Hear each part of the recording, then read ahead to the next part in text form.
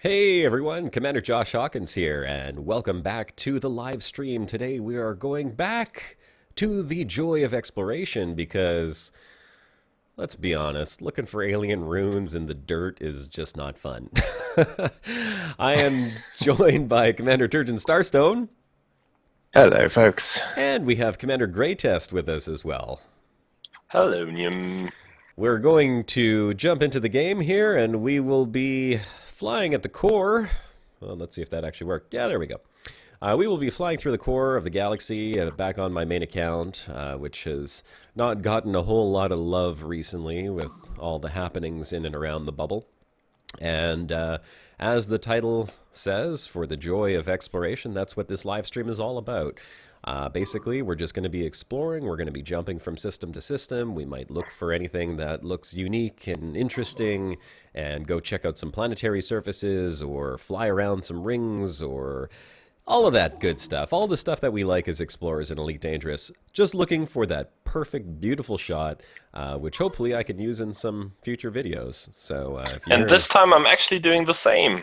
Oh, are you? Hey, there you go. Just a few hundred light years above you. Oh, you're. What do you mean a few hundred light years above me? Are you? I'm still in the suicide cluster up there. Yeah, Oh, okay, yeah. Well, it's not a few hundred light years above me. I'm at the core, but I get what you're saying. You're above the bubble. Yep. So that cluster is pretty close to the bubble, right?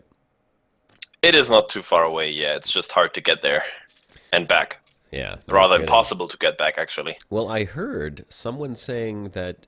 Oh no! See, this wouldn't work for the way back. This would only work for the trip there. Someone was saying that you could supercharge your frameshift drive like more than once and get extra jump distance. No, you don't get extra jump distance. What you get is 2 boosted jumps in a row.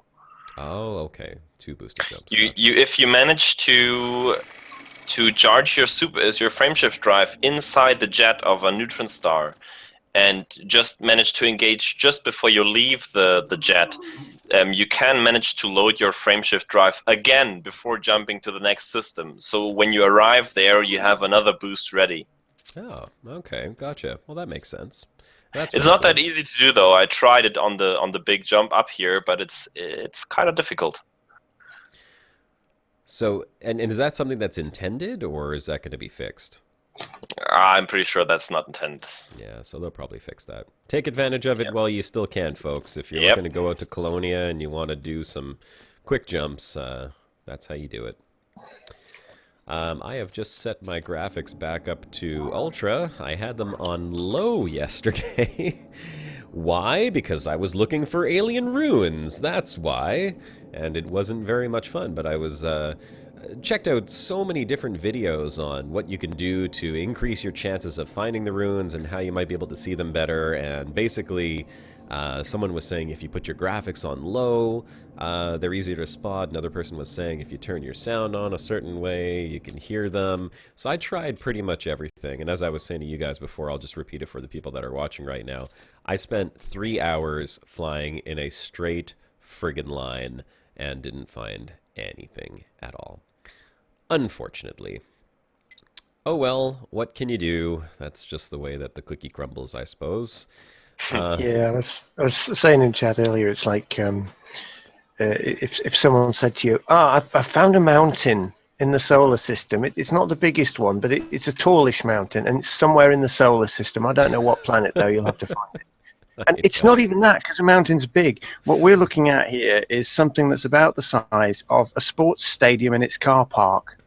Oh, you know, a bit like a baseball stadium or something like that, and its car park. That's what we're looking for in a solar system. Yeah. Well, wait. Thanks, They've Frontier. narrowed the field down, though. Don't forget, they've narrowed it down to 4 systems with, 50-something planets in those systems that we can land on. So we are a little closer to finding it. Still, I think it's ridiculous. Yes, And it is. off the air, I've been ranting and raving and swearing and yelling and screaming. Haven't we all? Yeah. Yes. I know Turgeon This has is had to listen to me. the bro bar unplugged. You lot don't want to hear what we've been saying. I mean, don't get me wrong. I still love the game. It's nothing to do with the game. It's Love just, Frontier to bits. I Really love do. them to But bits, and you know, sometimes sometimes I just have to ask, why? Why, Frontier? Why do you do this to us? why you do this? Yeah. I can say that I've seen a few threads popping up on Reddit recently that I'm hoping that they're paying attention to. These are basically threads on giving explorers a little bit more love, which I would really love to see. You know, or like, you know, maybe just one tool, even if it was a temporary tool that would let you scan, like, I don't know, 100 kilometers around you for any signs of ruins or something like that. I don't care if it goes away. But I mean, yeah, explorers need a little bit of love. I should probably pull up that thread and we could read through it during the live stream. I may do that depending on what we got. Let me just take a quick second and say hi to the people who are in the chat. I see Cookie Rebel was in here. He's like, hello, darkness, my old friend. He was all alone at the very beginning. Well, Cookie, you're not alone anymore. We got Beyond the Saber, X-Man 2008, Echo Spark. Who else we got here? Mursak. Hey, Mursak, how's it going, buddy? Well, you guys were busy chatting there for a little while. Yo Bro Tom's in there, Whitebeard, Wyatt Skipper, Downamaster, Unser John, Disco Cat. I can't think of a display name. Works for me. Yeah. Zero Cool 007, Kamax Tilly, Sinova, Buzzard Brother, Sinestro, Phoenix Blue, Depet NL, Old LTTO. I'm sure there's a way to pronounce that. Kevin Schlogel, Christopher Holmstrom, and Commander Malik. And if there's anyone else in there that I missed, it's just because I got to scroll down way too much in order to do that. Hey, Odin Omen's in there. Hey, how's it going? Commander Mars, Commander Scooby, Sith Hopotamus, Hippias? Sith Hippias. Well, guys, welcome to the live stream. Since we're right at the beginning, I will just very quickly say, if this is your first time on the live stream, I certainly invite you to go ahead and hit the subscribe button and turn on notifications, because we do live stream regularly here on my YouTube channel. And speaking of live streaming, this will probably be the last live stream I do until Sunday, until the broadcast, at which point we have a very exciting announcement to make. No, not the announcement that we already made, which is that Drew Wagar is going to be joining us on Sunday on the broadcast, which is really... You say there's gonna be more? There's going to be more! Wait, there's more! How There's exciting! more. That's not all! But there's more. Yeah, very exciting news. Shibuka and I are going to make an announcement on Sunday. We are not getting married. You're getting married. I'm sorry. Yes, you are. Oh, We know it. man. We know it. He proposed. I said yes. No, we do have some exciting news that we're going to Some make an other announcement on news. Sunday, and I know Shibuka's dying to tell all you guys. So. Ask me. I'm dying as well. Yeah, you're dying as well. So come back on Sunday, 3 p.m. 3 p.m. till 6 p.m. Is the broadcast. So we'll have Drew Wagar, author and writer of the 8 p.m. game time. 8 p.m. game for time. Thank you. Elite Dangerous players. Yep. Thank you for the UK conversion from my fellow UK counterpart in England. Shibuka's a Thargoid, says X-Man. Yep, that's it. I'm pregnant. No, Shibuka's pregnant. Trust me, he With alien babies. with my alien babies. I'm ready to announce the details of my porn career. Yeah, maybe. Yes, guys, that's it. I That's decided not news. I'm going back into porn, and I'm going to use my YouTube channel as the channel to Outlet. the outlet to feed all of that to all of you. Today's live stream is brought to you by Amstel Light, a Amsterdam beer since 1870, imported to Montreal. Oh, it's only 4%. Holy crap! I gotta stop drinking this stuff. I thought it was like 4.5% at least. I mean, even that's weak for a Canadian beer. We got beers like Yeah, it's like 8%, water. 9%, but it's really delicious. And I mean, I don't know if people in Amsterdam actually drink this stuff or if it's just, Amsterdam on it, but I can They recommend it. probably never heard of it. I'd say it's pretty Amstel. they're like Amstel. Who the hell? That's No, like we have the it in the UK anyway. So. Oh, do you? Okay. I was gonna say it's probably like the cheapest, worst beer you can get in Amsterdam, which is usually how it goes. We have like Canadian beer, Molson Canadian, and people think, oh, it's Canadian beer, and it's not a great beer. And I made a mistake. My ex is from Martinique. She's from the Caribbean. She came from France originally, and her father was like building boats for a living, and then they built this big cruise boat, and they were chartering it, and they chartered it down to Martinique, where they ended up staying for a long time. So I go to visit her family, and they've got this wine out on the table, and it's called Baron d'Arignac, and I'm drinking this wine. I'm like, wow, this is delicious. This is amazing. I love this wine. It's so good. And so, I must have been a little bit drunk at this point, but I asked her dad, I'm like, if you don't mind me asking, I mean, this must have been expensive, this wine, right? Like, how much did you guys pay for it? And they all started laughing. The entire table was like giggling, including her half brother, who was like 2 years old, was laughing at me. And turns out that Baron d'Arignac is like the cheapest table wine you could buy, and it costs about $2 a bottle. I went home with a suitcase full of this stuff. I kid you not. I had like 12 bottles in my suitcase. It was like clink, clink, clink, clink, clink. I'm getting on the plane. Clink, clink, clink. Do you have anything to declare? Nope. Just 12 bottles of the cheapest wine I could buy. That's all I came for. Of course, you can't find it anymore. So, oh well. I guess I'll just drink Amstel Light. You drank it all, didn't you? Yeah. You can't find it anymore because... Because she gone. Oh gosh, I'm looking at my stream. I'm like, why do I see myself all pixely? I have it set to auto, and it's only like 480p. Oh, there we go. I actually have 1080p on my stream. Thank goodness. Okay. Well, I guess I was contributing to the 480p stat I was looking at the other day when I was looking at the resolution that people watched in. Josh, I think you might have a problem. Do they have AA in Canada? Yes, they do. But I don't think they would accept me if I told them I drink like one light beer a day. I think I might have to up the ante a little bit to get into AA. Well, see, you're discriminating because I'm not a proper alcoholic, eh? Is that what you're saying? That's it. What kind of sorry. discrimination is this? I came here because I said I had a drink problem, and you say you won't let me in because you don't think I've got a drink problem. Oh, maybe it was Amsterdam Anonymous. Maybe that's what AA is. It's Amstel the Light Automobile Anonymous. Association. Automobile What we have in the Association. UK, the Automobile Association, yes. Well, I had to go and Breakdown and renew recovery. my driver's license. Had to get renewed today. I realized I've been driving since my birthday with no valid license because it expired, and I forgot to renew the darn thing. So, whoops. But I got my driver's license. Oh, Starlord just messaged, says he's from Martinique too. Oh, that's pretty cool. Starlord, do you live in Martinique or are you just from there? Because I guess there's a big difference, right? I mean, if you live in the Arctic and you're from Martinique, well, that sucks. Everyone knows that Star-Lord lives in the whole galaxy. That's right. No, this is Starlord Plus. Oh, okay. There is a difference. So he lives in the extra galaxy. Yep, he lives in the extra galaxy. So let me just quickly show you where we are here. This is the little planetary nebula that I found the other day.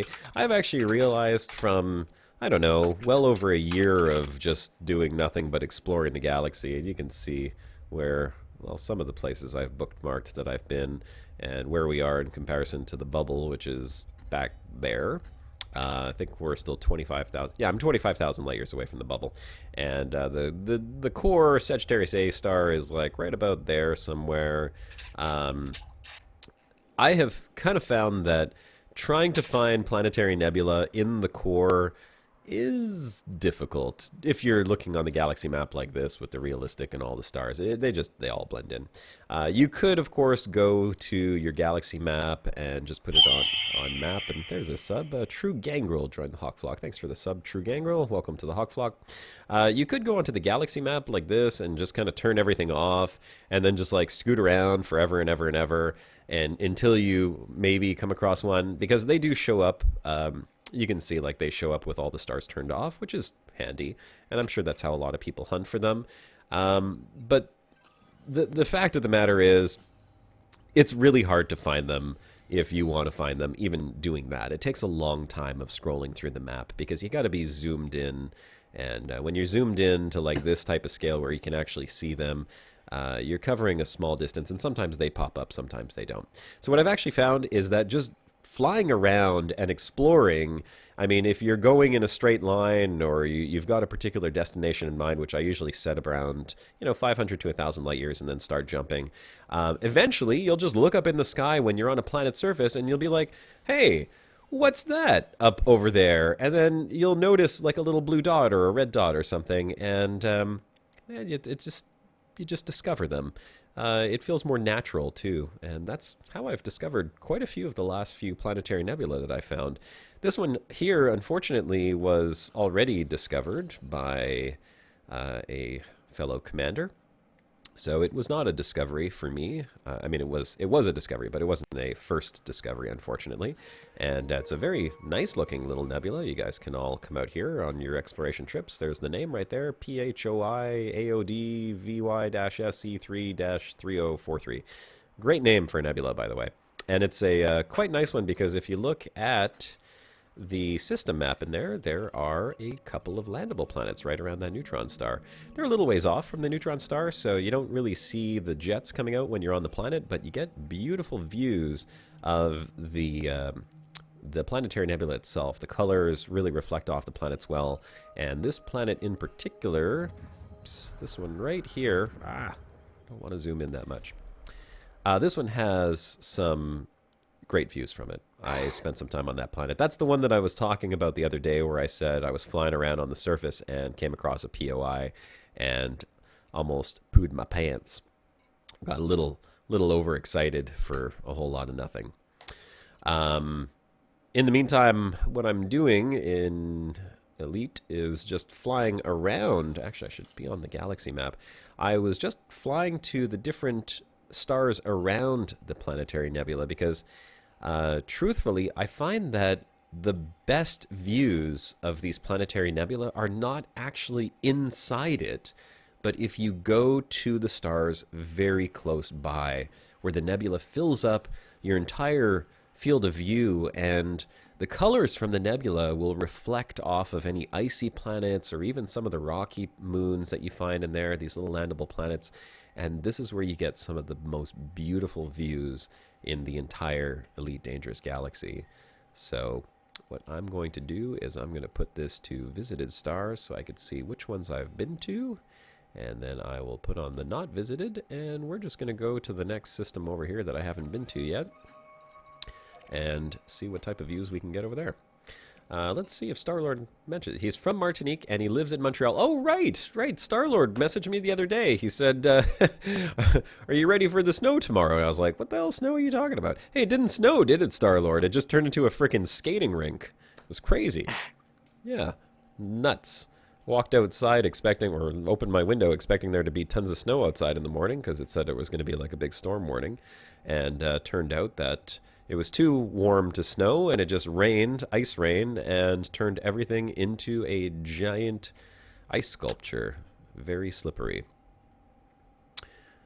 Let's see what chat's saying. Just turn off the stars. Kill it? No, we can't kill the hawk. He'll never turn that bloody hawk down, will he?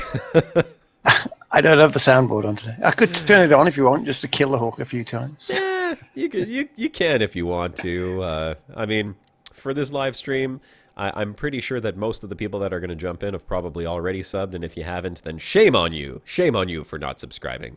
But if you do want to go ahead and sub, let's try. Shame. Shame. Shame. Oh, Game of Thrones. I feel bad for that that what was she? What did they call her in the not?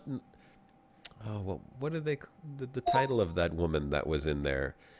Khaleesi. Not the Khaleesi. No, not her. Which one? The one that was shaming Cersei, that she ended up like capturing and giving over to.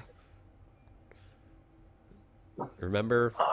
No. Yeah, I know which woman you mean, but I don't remember her name. Yeah, I don't want to spoil it for anyone who's in the chat right now. Oh, like the demented nun. Yeah, exactly. I wanted to say nun, but I don't know if she was really a nun. She's kind of like one of those religious. Kind of, I guess. Insofar as you can have such a thing in Game of Thrones. Yeah, definitely a religious zealot and a little nut job, but yeah, she's gonna get it. I sure wouldn't want to be her. Commander Malik says, did you ever make it to the planetary nebula next to a large nebula I sent you? I don't think I'm quite there yet, Commander Malik. I'm pretty sure that nebula was a little bit closer to the bubble. Good lord, that's a view right here. I just joined Commander Thudpucker and some other guys on one of these planets up here, and it's absolutely gorgeous. I'm gonna try to snatch a screenshot and send it over to you guys. Yeah, put it in the. That's amazing. Septa, thank you, Commander Uthrid Ragnarsson. Just put that in chat. She's one of the Septas. Yeah, crazy religious fanatics. Jeez. Well, they sure got what was coming to them, that whole lot, didn't they? As well as like everyone else, unfortunately for them. Did Rusty just bark on stream? I don't know, but my minion might have yapped. He's behind me somewhere. Yeah, there's quite a few minions roaming around here that tend to bark on stream. If you guys were on my last stream, sounds like Rusty barking though. But well, if you're on the last stream, right at the very beginning there, everyone experienced a little bit of a bark attack. It was kind of crazy. Whoops. Yeah, the dogs went nuts. Someone rang the doorbell, and it was a bark fest. So, well, let's take off and get this party started here. Yeah, party started. Why did I land here, I wonder? Just a big old crater. Oh, right. This was, I think I was talking about this planet in... Oh, it was this planet. This was the planet that had the POI on it. This is the one that was almost 2 Gs, 1.72 Gs, and it's like a super red planet, which is why I landed on it in the first place. You can see it's very red. It's like pink and red. Well, this crater is a little bit more pink, and it's got this gorgeous view with a little moon or planet over there. I guess that was a binary. I don't remember. And then the ring going right around the planet here. We'll go into external camera here. External camera. Do I have Astra turned on? External camera. Yeah, I do. So, beautiful, beautiful view. This is outside the nebula again. This is what I'm saying. Outside the nebula, you just get these fantastic vistas because you have, behind you, you've got like this nice, well, I wouldn't say it's dark towards the core of the galaxy. Nothing is dark. Everything's very bright. The sky is very well lit up. Tons and tons of stars. Thousands of stars. And then the Milky Way banner. And then you have the planetary nebula, which basically takes up, what, half of your view here? Or if you're looking right at it, the entire view. But you can see off there in the distance the purple hills, where the light from the nebula is reflecting off of them. And it's just really gorgeous. You don't really see anything even remotely close to this in the bubble. So, this very pretty nebula. We're going to look for some other planets, see if I can land on them. What I was really hoping for on this planet, the reason why I landed here in the first place was because I wanted to get some views of the rings. Ooh, which actually I may go into those rings and see how they look with the light reflecting off them. It looks like there's some icy rings there. But I wanted to get a view from the planet on the surface with the rings just taking up the whole sky, and unfortunately, just the way these rings are positioned, I couldn't manage to do that. Hold on a second. I can't engage that because I want to go check out the rings first. I have to get rid of my waypoint. Unlock. Oh. Yeah, I guess I'll have to unlock destination. Make the jump. Jumping to light speed.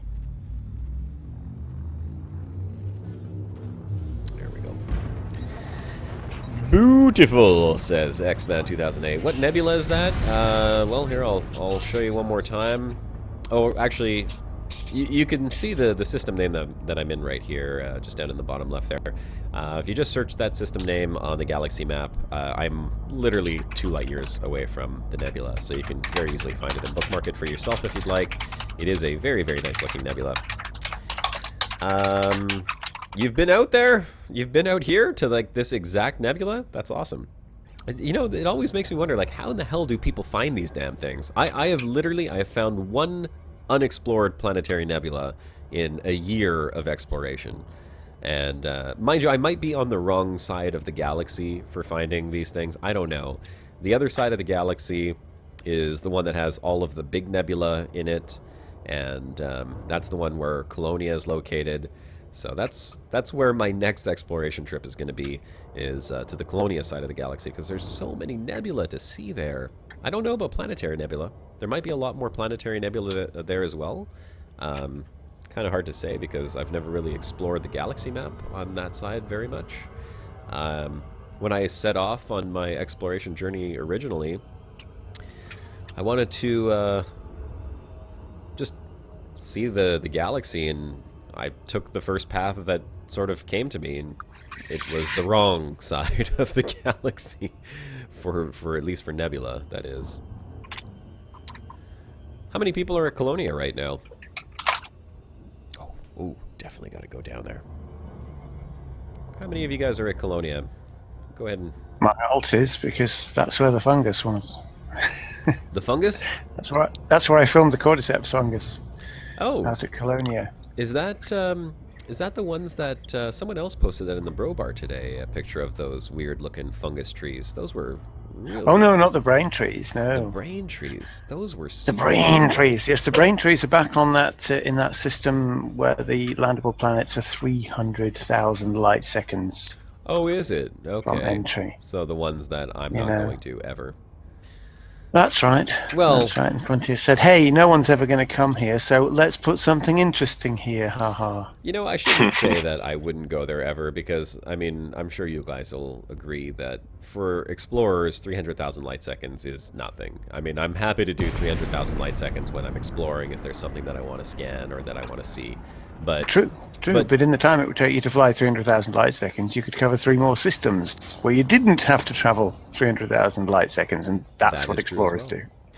That is true as well. It depends on what's out there, though. I mean, like, if you look at the galaxy map and you see that there's something worthwhile going to take a look at, I will definitely fly the 300,000 light seconds, and it won't bother me one bit. I'll just go grab a glass of water, take a little bathroom break, and come back and watch my numbers count down. But when I'm looking for something and I want to spend more time looking than flying through space without touching anything, that's when I don't fly 300,000 light seconds. Yeah. Of course, I say that, and then I spend 3 hours flying in a straight line over the surface of the planet. And now, would you take a look at this I posted in admin? Okay, let's take a look at Great Test's picture. Stop engines. Stop engines. Stop all thrusters. All right, let's see.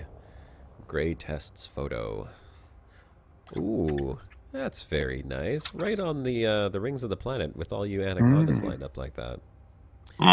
Let me go ahead and I'll just put that up on the stream. Hang on one sec. Oops, that's not what I meant to do. Save. Let's put it into the folder for this stream so it is forever stored. Okay, and let's bring that one up. What can we do to get that up? Why do I have this image? What is this image? Oh, that's the image behind me. Okay, right. Image 2. Let's bring up your photo right here. So, oops. So this is, tell us a little bit about this, Grey Test. Tell us where you are here.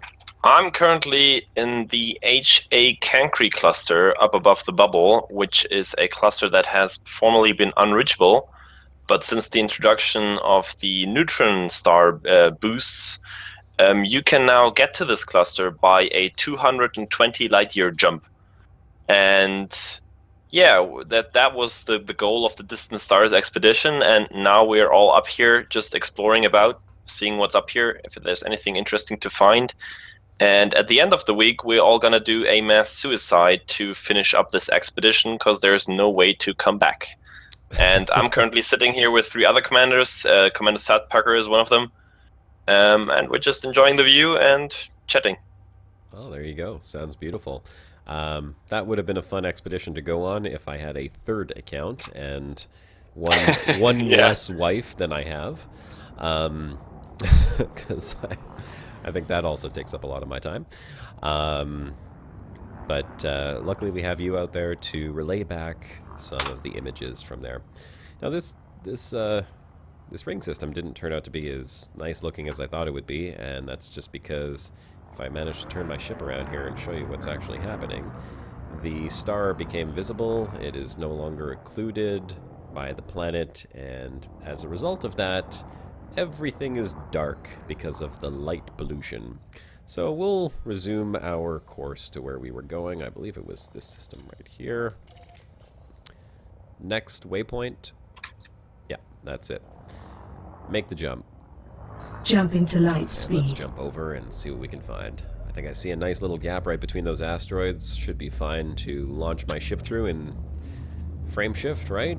Jump into hyperspace. Boom.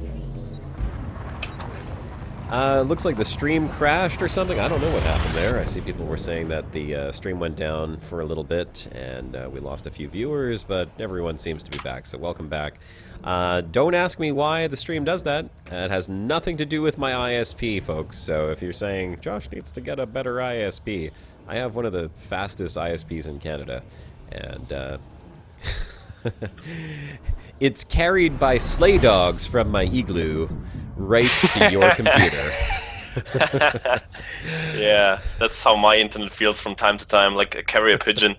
Like a carrier pigeon. Regular getting intercepted by hawks or something, I don't know. Yeah. Sea slugs was what I used to say. That's funny, isn't it? Data carried across the Atlantic by sea slugs. Sea slugs. Yeah. I saw some sea slugs the other day, interestingly enough. I went with my wife and who was it? With her sister, I think it was. We went to the Biodome here in Montreal, which is just a cool activity. If you ever come to Montreal, you'll want to go check out the Biodome. It's by the Olympic Stadium. It's basically, well, it's exactly what it sounds like. It's a biodome. It's a giant enclosed dome that has different biomes in there. They have a whole jungle section with like monkeys and crocodiles and like giant anaconda snakes and piranhas and all kinds of stuff. You don't have to wade through any of that, of course. It's all like gated off and fenced off. So Go, Not Timmy, really. play with the anacondas. it's not like Jumanji or anything, you know. You're not thrown right into the middle. But it's still very, very cool to look at. And what's really amazing is that they built these biomes to look just like the jungle. Well, there's jungle, then there's like Eastern Canada or Eastern Quebec forest, or the boreal. I don't know what they would call it in English. The forêt boréale. It's like maple tree forest, Tundra. basically. No, not the tundra. It's the land of the beavers. Okay, beavers don't live in tundra. Tiger? I thought the next thing would be the Arctis up there. Well, there is an Arctic section. They have penguins, and that section's pretty cool. It's all like well, it's closed off, so you don't actually walk through it. It's kind of like a giant aquarium with all the penguins in there with water for them to swim in. But very cool looking nonetheless, and you get to see penguins walking around and doing penguin things. But the jungle is by far the coolest part of it.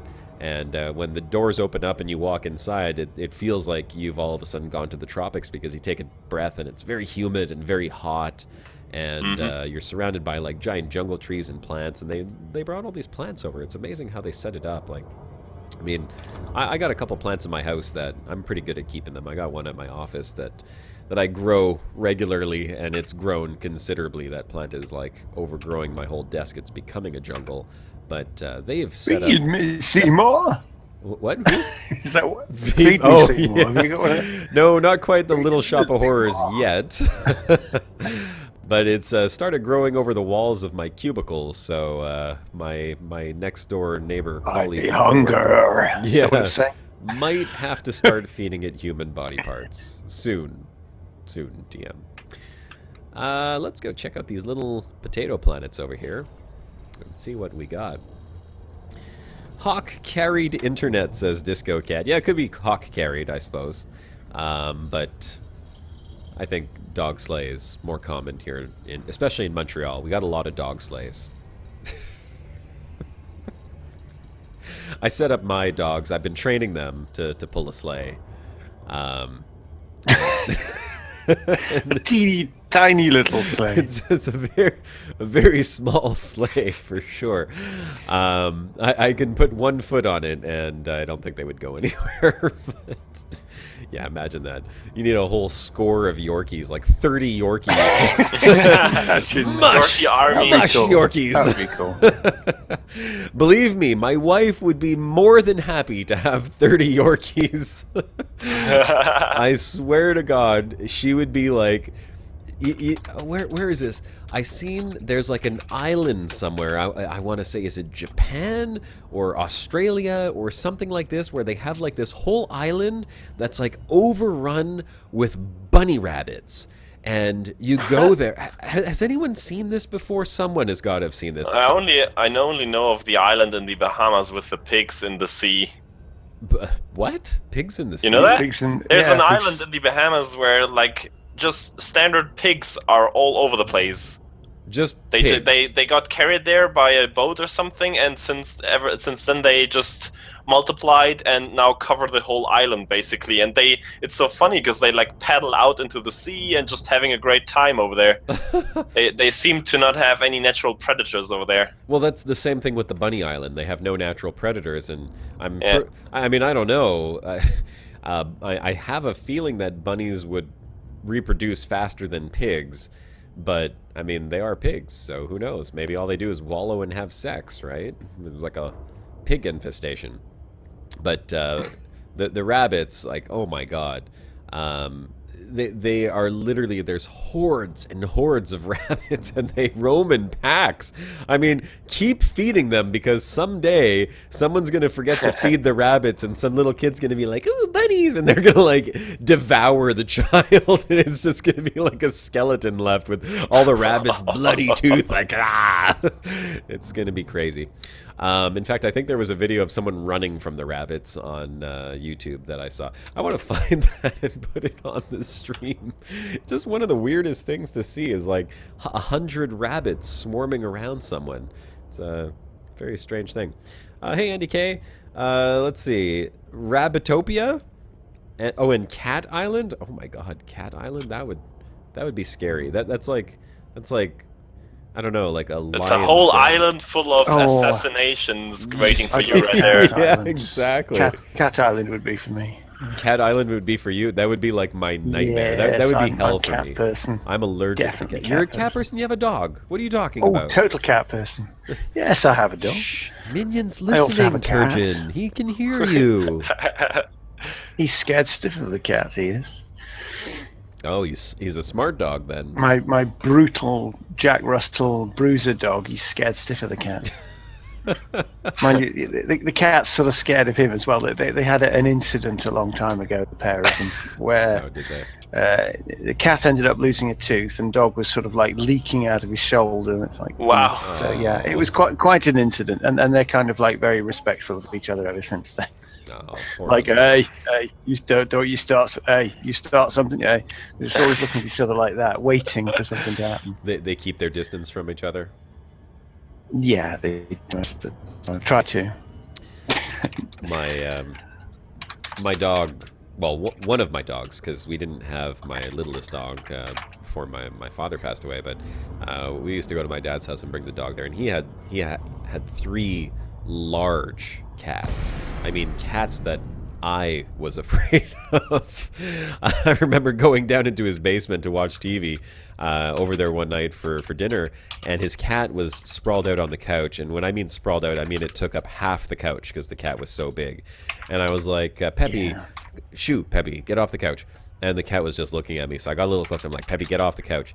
And he's just looking at me, and I get over, and I go to put my hand out, and the cat looks at me, he's like, it's like, okay, cat.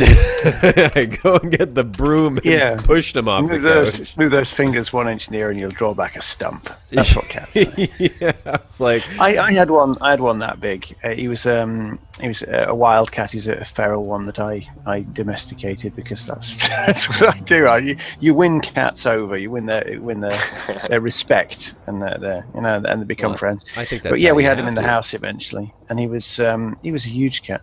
And whenever we took him to the vets, there was just no point putting him in a box or anything like that. So he just used to sit on the parcel shelf in the back of the car, in the boot. Because it's one of the hatchbacks things, and he's just sitting on the parcel shelf in the back. Translate trunk for Americans. Boot. Trunk. Exactly. The trunk. Furnace. Yeah. But anyway, the parcel shelf at the back, he used to sit there.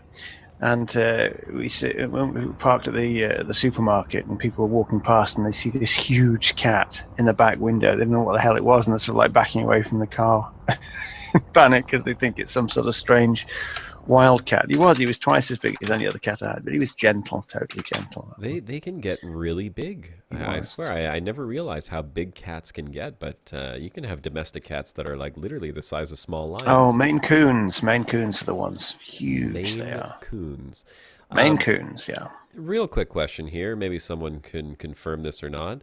I had my graphics set to low, and I turned them back to ultra when I started. Well, the game was already on, and I turned them back to ultra, but I'm looking at the terrain around me, and I just watched this mountain off to my left change shape about 4 times, and it doesn't look very nice. I'm wondering if I need to restart the client in order for that to actually take effect, or if it's supposed to. Yeah, one of the settings.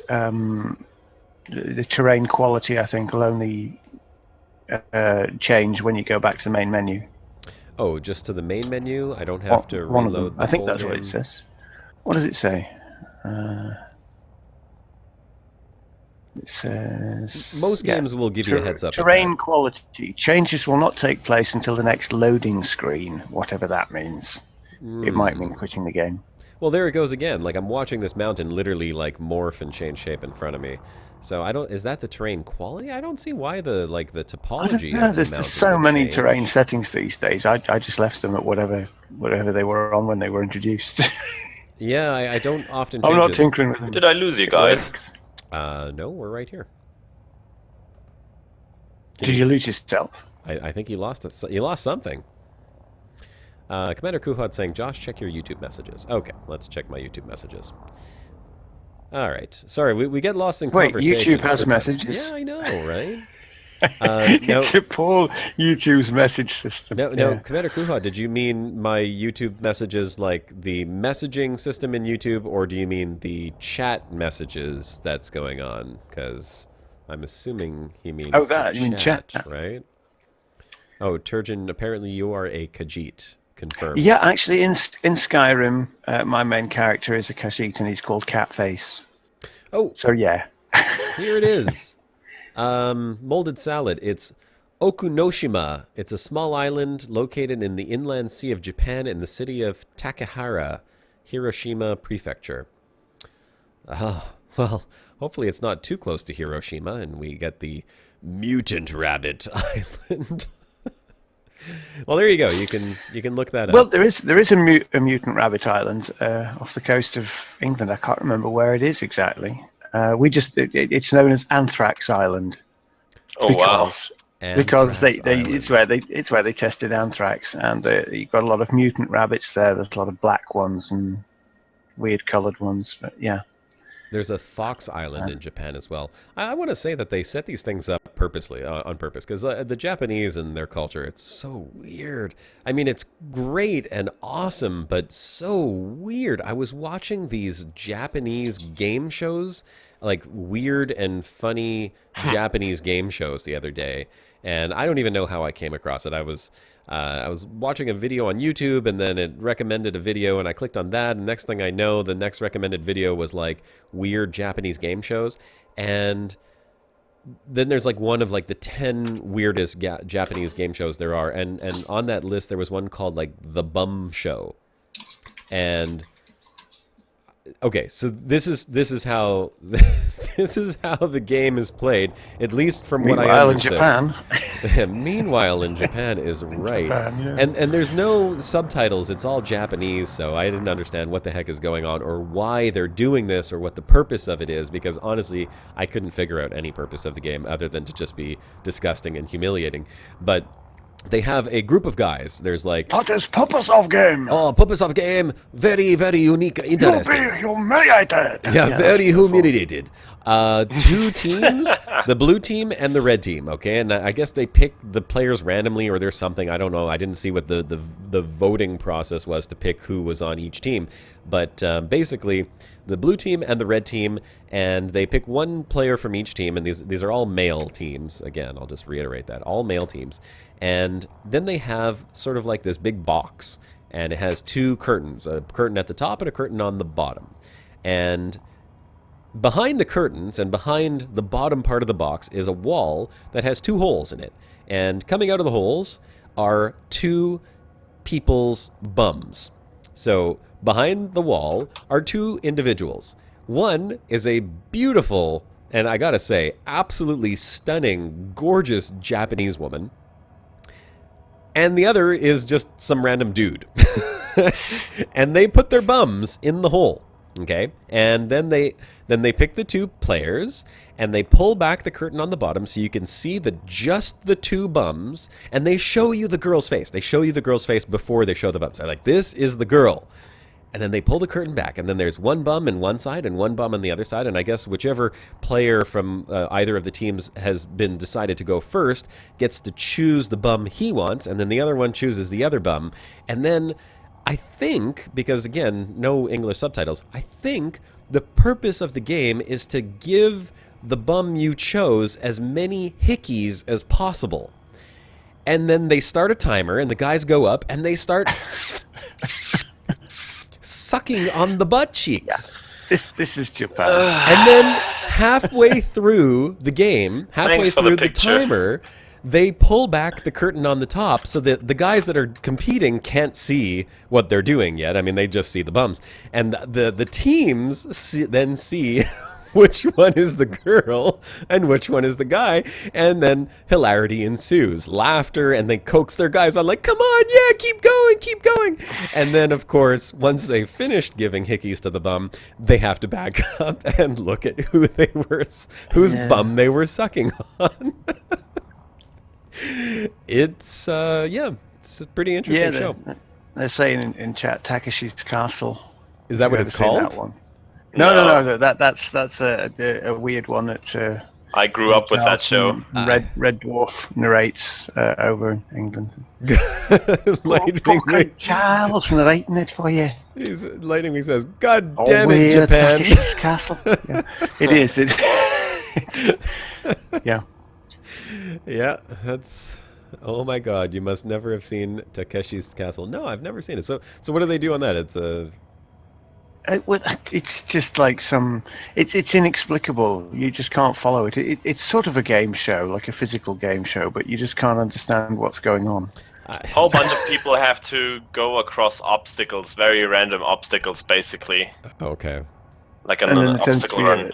A big sort of combat battle thing at the end with fireworks and stuff. Yeah. That sounds like a Japanese game show, all right. Yeah. It's like nothing they do makes any sense. All right, I'm checking my messages because narrated by Red Dwarf's Craig Charles. You got on it. Liste. Commander Kuhad. Oh, okay, here we go. I don't know if he meant to send this to me private, but let me just read it very quickly. Really? Yeah, blah, blah, blah, blah.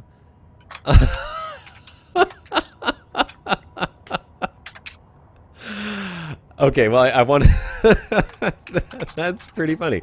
I'd like to get Kuhad's permission to just read this out loud because that's pretty special. Okay, Kuhad, if I have your permission, I'll go ahead and read that out loud. I'll just watch the chat to see if that's okay with you, because you did send it to me in a private message, which you could have just put it in the chat, I suppose. Oh, he says, oh, sure. Okay. So he says, hey, Josh, was just browsing the Elite forums, and someone had posted a video talking about a scary sound that occurred while they were searching for the new ruins. I listened to it, and it's your Hawk subscriber noise. I left a reply, but thought it was quite funny, and you might like to see it for yourself. I'm going to go there right now.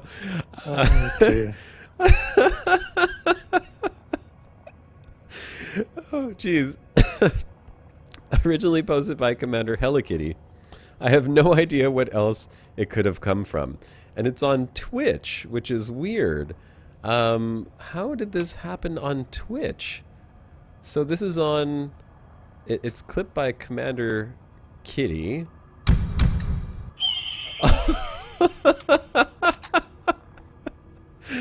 Okay, here I'm gonna link it in the link it in the chat. It's okay. So I don't know how that happened. That's the beginning of one of my videos. That's my Commander Josh Hawkins intro, like the boom boom, rah! And then the music comes on.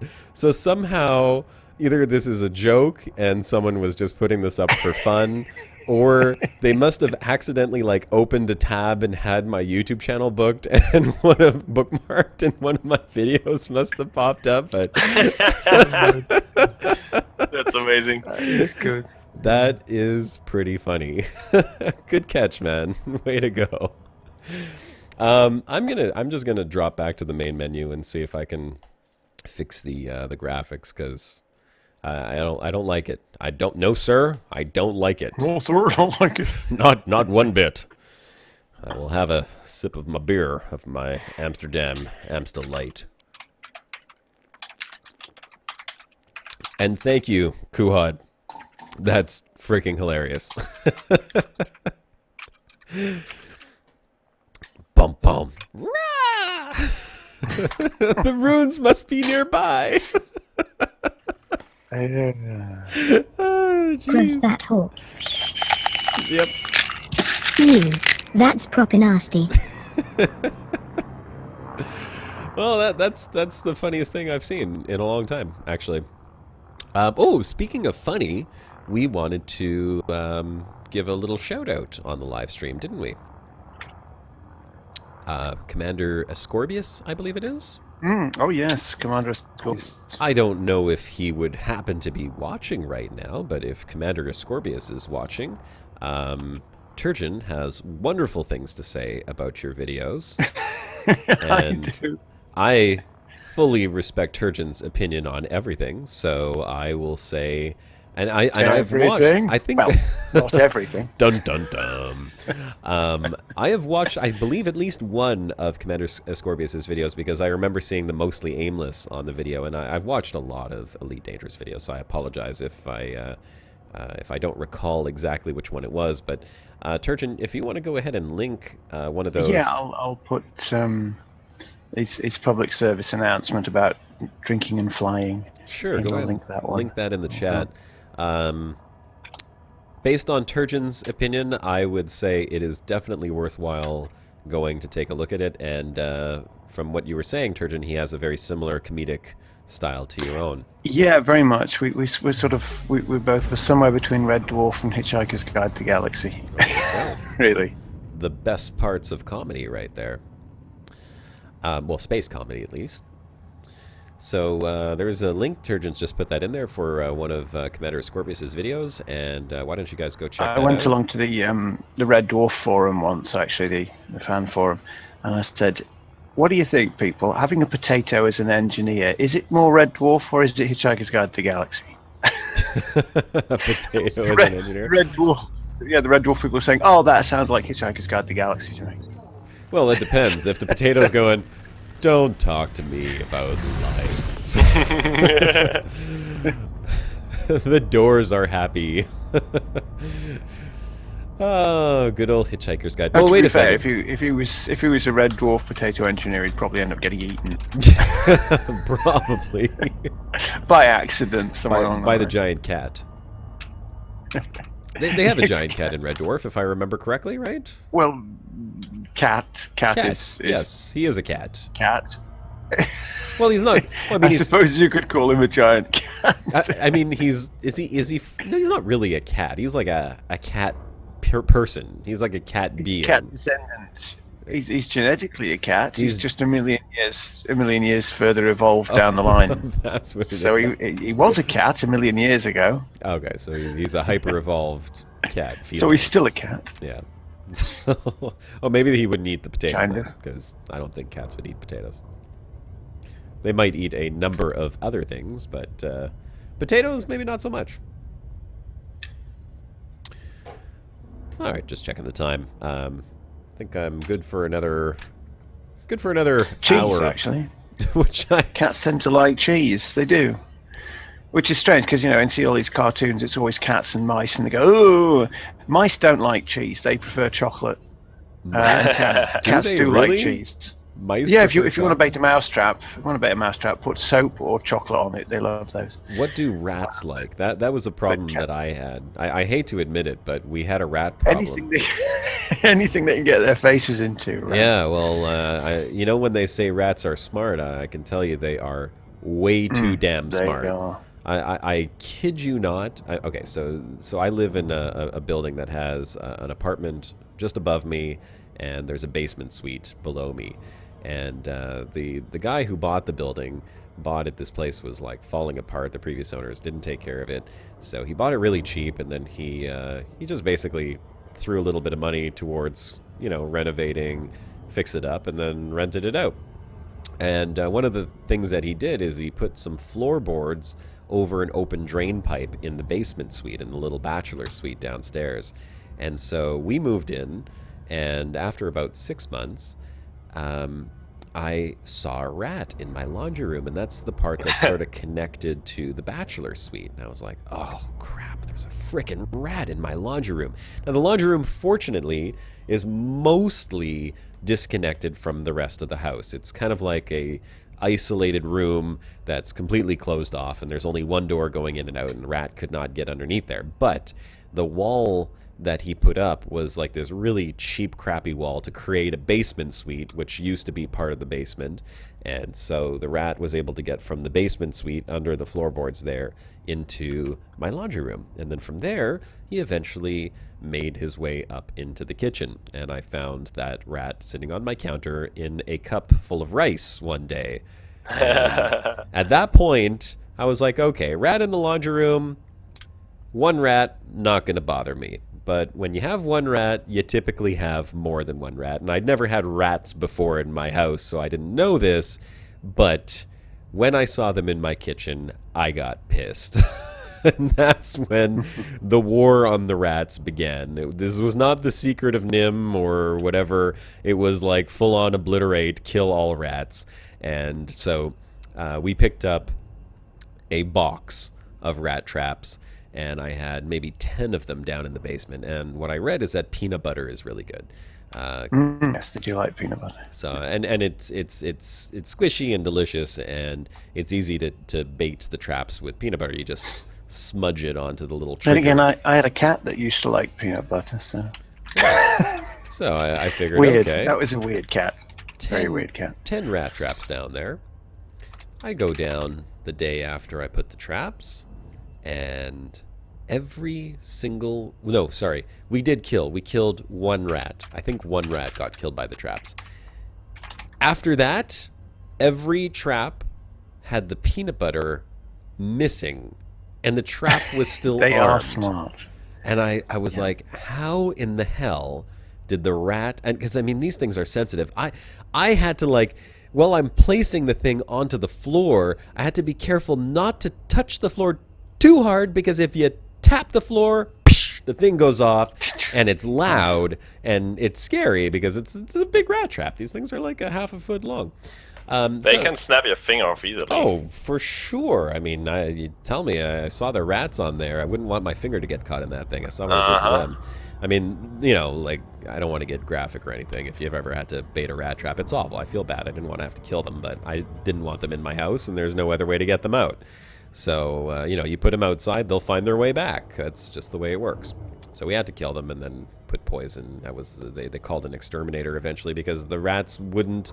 They figured out how to get the damn peanut butter off the trap, and we weren't catching any more rats. So that's how that story went. It was very frustrating, actually.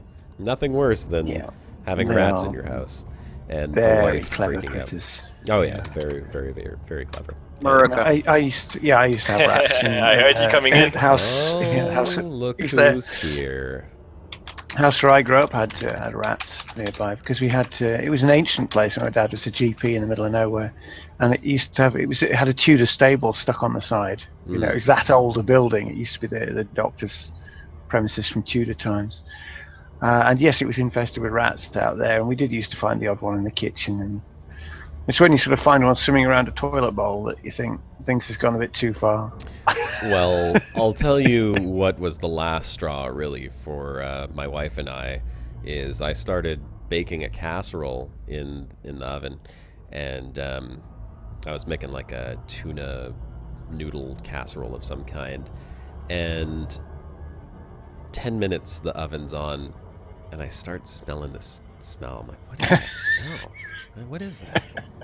And it's like it's getting worse and worse and worse. I'm like, I open the oven up, and I'm like, no, it's not coming from inside the oven. I mean, that's just the casserole smell. What the hell is that smell? And what happened was a rat had crawled up the back side of the oven. Wow. And got into the insulation that surrounds the oven itself. And nice and warm in here. I think I'll stay. Made a little nest, and basically the oven turned on, and I guess it didn't think about getting out, and we cooked it. So, yeah, when you cook a rat, and it just doesn't smell good. And I opened up the oven. I tore that thing apart. And that's when I saw, like, the insulation was all tore up and rat poop and pee, and I was like, that's it. This is unbelievable. I called the landlord. I was screaming and yelling at him. I was like, dude, not acceptable, man. Not acceptable. So, yeah, especially when the wife is yelling and screaming at me, that means I have to yell and scream at someone. That's how it works. That's how it works. I'm not the only one getting yelled and screamed at. So, yep, that's how it went down. And then the war began. And I saw someone terminate. And of course, I tried to tell my wife, I was like, honey, it's okay. We can still use the oven, because the rat didn't get cooked inside the oven. It got cooked on the outside of the oven, and she would not touch the oven again. I guess I can't blame her. I'm a guy. I don't care about that stuff. I'm like, rat's good for you. Tastes good. Rat kebabs, yeah. Deep run rat kebabs. Put them on a stick. Rat on a stick. That's what I want to eat. I'll not link the old video to the music video Rats on a Budget. I'll not. Rats on a budget? Rats on a Budget, yeah.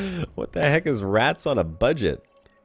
Oh, it's an ancient song from back end of the 80s, I think it was. Oh, God. Rats. Some European band, Rats on a Budget. Yeah. Well, sounds interesting. Rats. And it's a song about eating rats. There you go. All right. This system doesn't have anything particular of any particular interest. I'm going to move right along to the next one. Y'all haven't even said hi to me. Oh yeah, yeah. Oh yeah. I did. Hey, Shibuka. Good God, Gray's the only one that acknowledged me. What are you talking about? We said Shibuka's here. Did I say Shibuka's here? Hey everyone. No. It's He Shibuka. said, Marka. He said he creeped in. Well, that's what Lord. happens when you sneak in like that. I gave you my famous trademarked Murica. I thought it might have been a recording. I thought Turgeon had your voice recorded and was using the soundboard. Well, like, That's how that you get one. replaced here. You have to be careful. That one. See, there you go. That's what Shibuka sounds like to me now because you know. America. How's it going, man? So funny. So funny. Shibuka. What's Here, up? you gotta do your normal intro, man. People need it. What's up, brah? No, Murica. that's your outro. It's close No, enough. that's what I say when you say my co-host Shabuka. No, well, okay, great. America. I thought you'd do your Distant Worlds intro. Oh. What's up, everybody? I'm Oh, that Shabuka, one. Yes. and Josh cooked a rat. Yeah, I did. I cooked him good too. Let me tell you. Cooked his rat ass right out of that oven.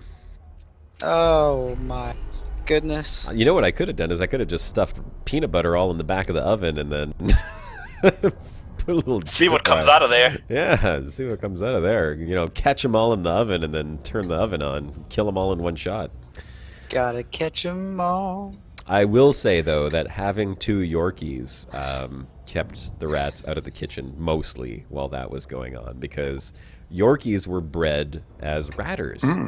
Yeah, that's their job. That is their job, and they're fast, man. I mean, I didn't realize that all the time I played with my dogs, all the way up until that moment, was training them to catch rats. You'd be amazed at how fast these little things can move. I mean, I mean, try to catch a rat as a person. There's no way the rat's going to get away every single time. You'll never catch it in your hands. Mind you, I've caught mice in my hands twice in the old place I lived, and that's a whole other story. We can talk about that another time. But I've been throwing the little, rat-shaped toys for my dogs since I've had them, and you can't get that thing past. If you put that thing on the ground, no matter how fast you throw it, the dog is going to catch it before it gets past. And they're fast. I mean, they are so fast.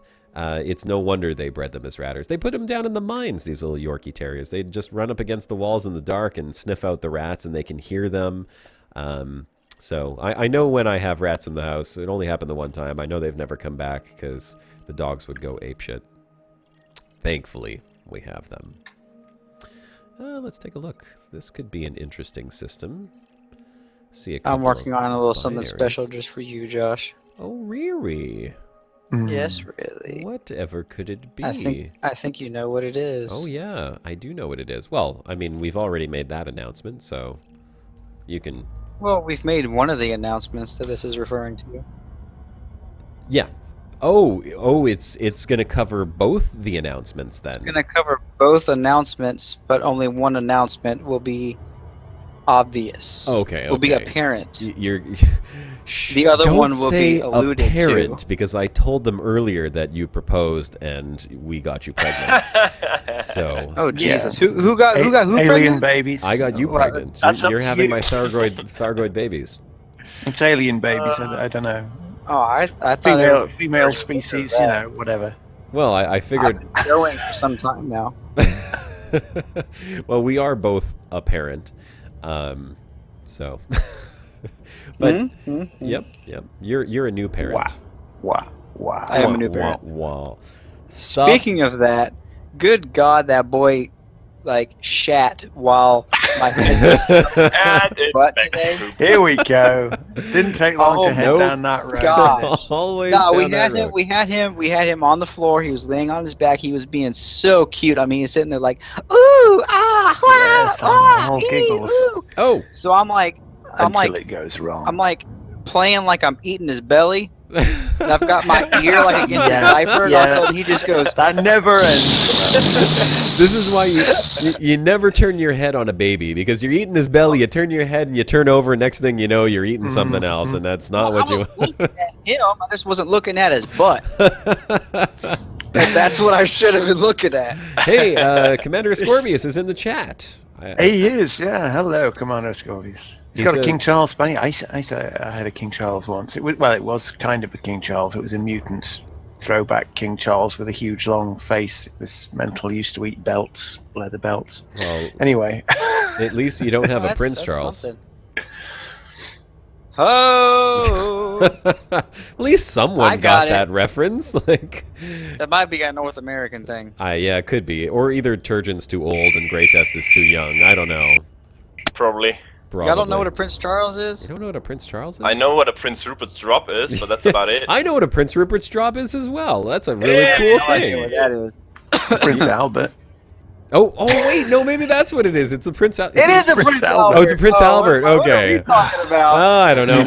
I mean, it was yeah, some kind of the, one the of those prince English princes. is one of the Honestly, you kids. one of those English princes. One of I'm those sorry, that was- crazy That monarchs. was probably one of my top 10 most American things I've ever said. One of those English princes over there. Yeah, that's it. The Prince Charles. Yeah, the Prince Charles. We beat them in the war. Who cares who they are? Well, he's the one that's still alive. So actually, he'll be the king after Elizabeth dies, right? Yeah. Or he can marry his about grandma. 10. He may or may not bother. Or May, mom. may or may not bother. Just be like, He you may know not what? bother, no. We don't need a He might king. say, I've waited 50 years for the throne. And he'll just pass it on to his son. You don't know. You think so? Can you just I don't do that? I mean, I thought Of that it course was you can. You can? Of course you can. I thought it's Yeah, you're it's born nah, into it. can't You be can't just bothered. denounce your kingship. Like, you're the king. Yes, you Nah, can. that's okay. Just make Say him the no. king instead. I'm abdicating. I'm passing it on to my son. Yeah, please. Do that. I There's no don't. I problem. don't need to be the king. I'm all kinged out. Really? Yeah. I see. Kicked out. Oh I'm my I'm gosh. kinged out. Yeah. Hey, Turgeon. I'm making an image right now, and Oh, I you. just pasted an image onto this image that you made for this image. Oh, the Small image. image here. The image It that was- you made. Yeah. The that- image That you that pasted image onto that the image that you made that I put on the image that I'm making into an image. Yeah. Um, I know what it image was- you're talking about now. It was really, really big. And it Yeah, scared yeah. But me. we was- can it talk was about that image because they know scared about me. that image already. It frightened me. I hit Control V and I was like, "Whoa, Oh, it was like massive who's resolution. staring right? at me?" Well, you can talk about that image because Oh, okay. we've already Yeah, talked we, about that image. Well, as most of you know, we've got Drew Wagar coming on the broadcast on Sunday. Yep. And Mr. Turgeon Starstone made a special little gift for Mr. Wagar In true broadcast style as well. in true broadcast style. We have a masterpiece of a caricature of Drew Wagar. Fantastic. And let But me tell I you, do have to note, I find the lack of jaw disturbing. You've got to have jaw. Lack of Yeah, jaw. You need jaw. Much jaw. much jaw. The Oh lack Lord. of jaw. But yeah, it's funny though, because I forget that the characters that Turgeon makes, like, they're very high resolution. Yeah. So I'm working on this little 1920 by 1080 image, and I paste Drew Oh, yeah, I Wagar's forgot face it's- onto it, and it's nothing but eyes. Well, he got the eyes Character. perfect. That The eyes, well, it's the eyes in that furrowed brow. That furrowed brow, I think, is what scared me. Like an angry caterpillar. Yeah. It was, I it am was glad rough, that you man. fixed it up a little bit though. 'cause Oh yeah, it's 1600 tall, isn't it, that one? Yeah. So yeah, that would be. Yeah, it was huge. That's what she said. Oh man. Uh, I'm surprised nobody. I set y'all up. I said it was so big. It scared I me. thought Nobody about said a way, anything. but I just didn't bother. I had the alley oop, the assist up, and everything, and nobody took it. By Y'all the are way, awful. Just a quick reminder, because Drew is joining us this Sunday, we have a special channel in the Bro Bar, or in the Broadcast Discord channel, which maybe Turgeon could just go... Actually, it's in the description of the channel of the video, so you can join our Discord right over there. Yeah, but people are too lazy to find that one. And I have to go and click on it. No. What? Just put it in the chat. I'll just Come paste on. it. Yeah. So Turgeon will link that in the chat for us once more.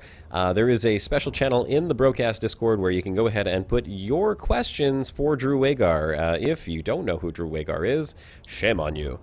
You call yourself an elite player. Drew is the author of Elite Dangerous Reclamation, which is the official Elite Dangerous... Well, is it the official? Yeah, it's official Elite Dangerous lore, and it is the Elite Dangerous book. So if... if you like to do that thing called a reading, then you can probably pick up his book and read that. In fact, I think I will make an announcement right now, and I'm not sure how much it costs, but we'll figure out how much Drew's book costs. I am reading it right now. It's $15 on 15? For the audio version, for the audiobook.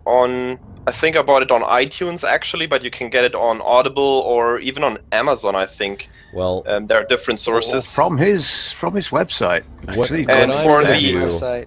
The hardcover is, I think, like $20, and the soft cover is like, I think it's actually like $8 on the Frontier store.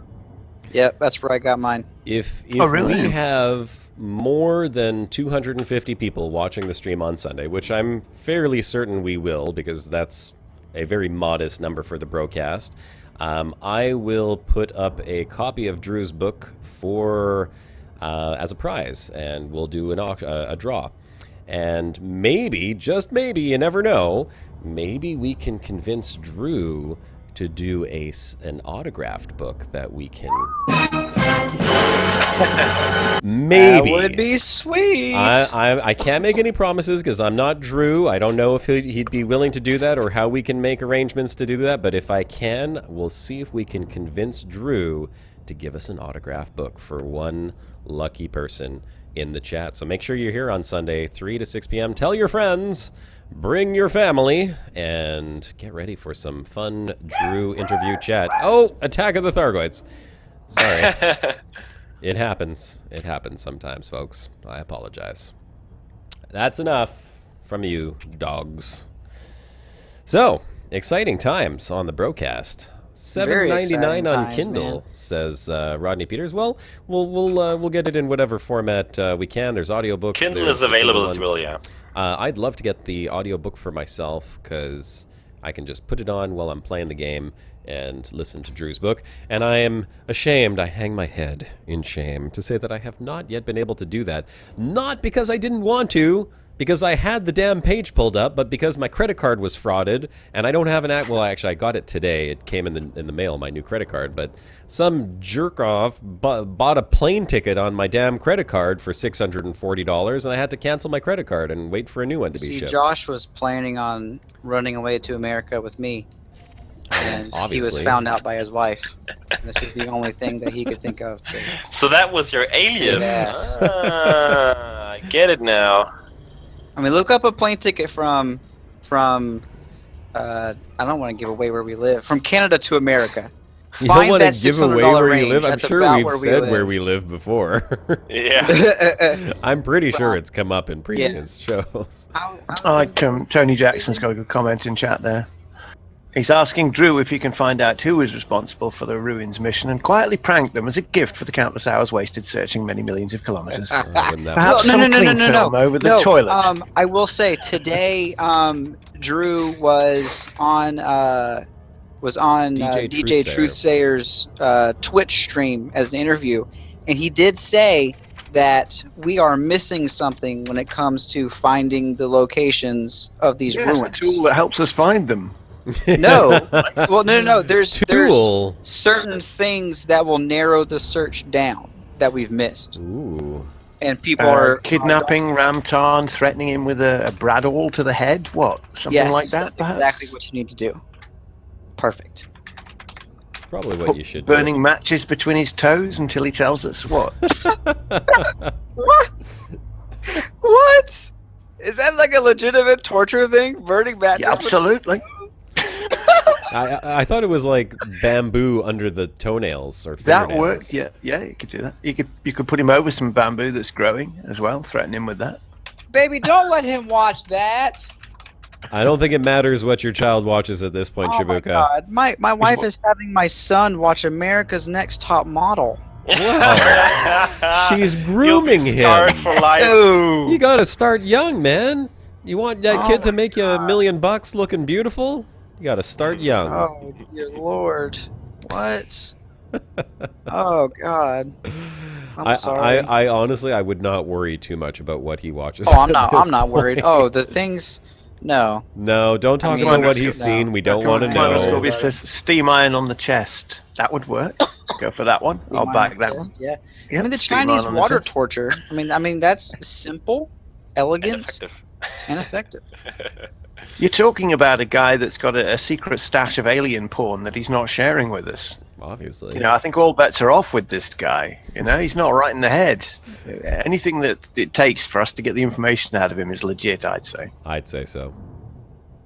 External camera. But yeah, I don't know what Drew means there, that we're missing something. I think would be a what clue. it I is can't we find need anything to in look at the properties of the planet that the ruin's on now.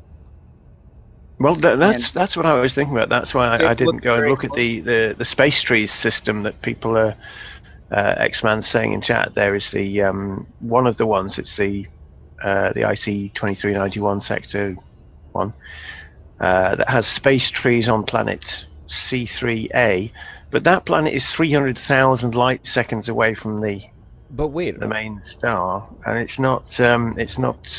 It doesn't resemble at all the system that we found the ruins in at the moment. So, not the that's why planet that I was look at looking that. on was most similar to the one that we had found the ruins on previously. Had a moon. It was similar in size, in mass, and composition as well. So maybe there's... I wonder if it's like a rare element. Commander Scorpius is right there. He says, bear in mind we shouldn't know about the current ruins because they probably didn't intend us to find them in that order. That's No, true. they The one didn't. It The was one that we've currently found, thanks to X-Death's uncanny Rain Man-like ability to look at stars and go, I know where that is.